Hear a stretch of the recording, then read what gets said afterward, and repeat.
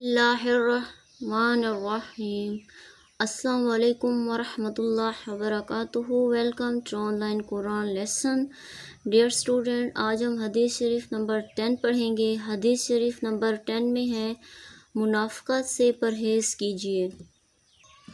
قال رسول اللہ صلی اللہ علیہ وسلم آیات المنافق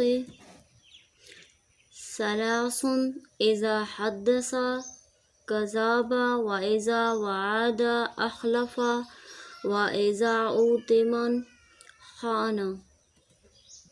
ترجمہ ہے، رسول اللہ صلی اللہ علیہ وآلہ وسلم نے فرمایا، منافق کی 3 نشانیاں ہیں: جب بات کرے تو جھوٹ بولے، جب وعدہ کرے تو خلاف ورزی کرے، اور جب اس کے پاس امانت رکھی جائے تو خیانت کرے.